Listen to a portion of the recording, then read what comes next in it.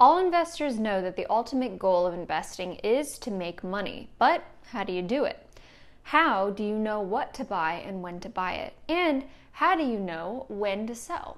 This can be tricky, but it ultimately comes down to finding a set of rules and procedures that work for you. And it's where the IBD methodology can help.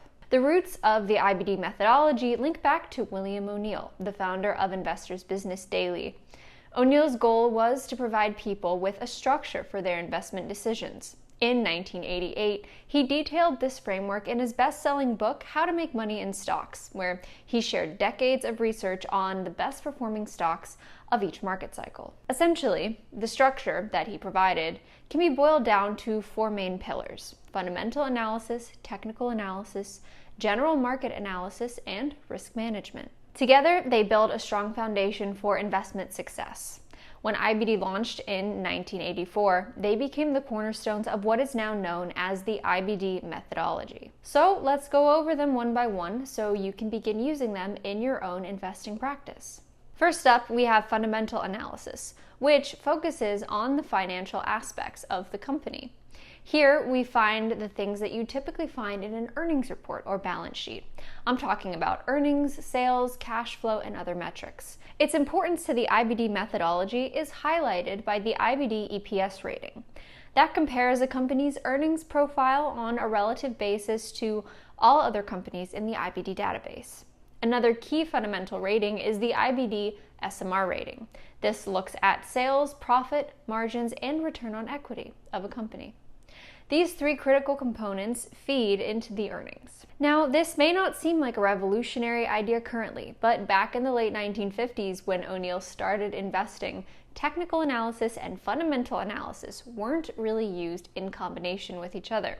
The two camps didn't mix. They were like the Jets and the Sharks.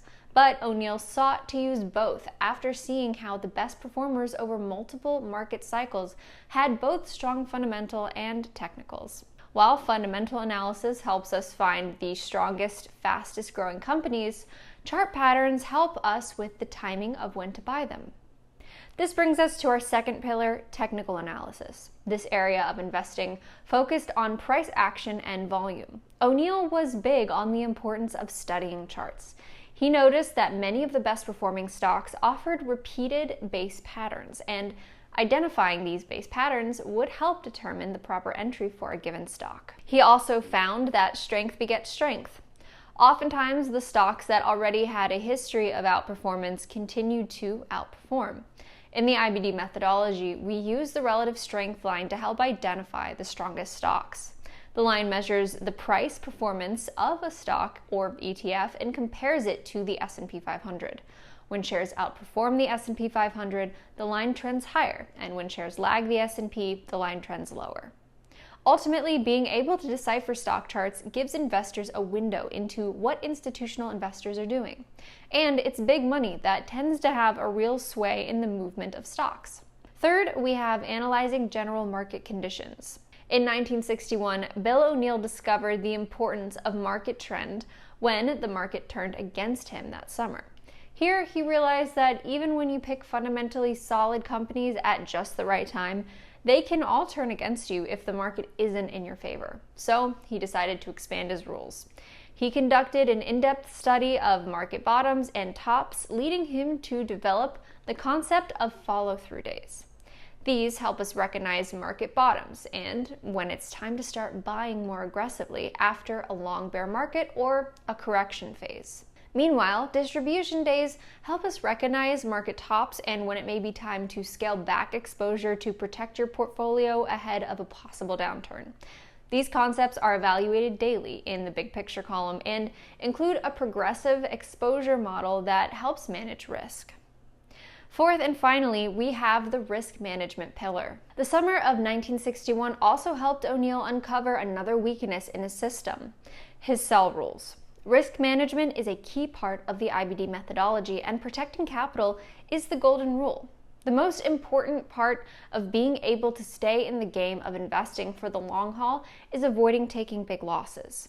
O'Neill recognized that cutting losses at 7% to 8% from his initial purchase price helps purge small mistakes early before they become big mistakes. He also recognized the need for locking in profits before they evaporate. Aside from the stock trades themselves, another component is how to properly size your positions. Position size, levels of concentration, and even the volatility of your stocks are important considerations to make sure that you don't take on more risk than you should. To summarize, these 4 foundational concepts put William O'Neill on the map as a legendary investor. And now IBD exists in part to share these rules with a larger audience of investors who can also benefit from them. The IBD methodology has since helped thousands of investors achieve their own financial success. Our hope is that they will serve you as well.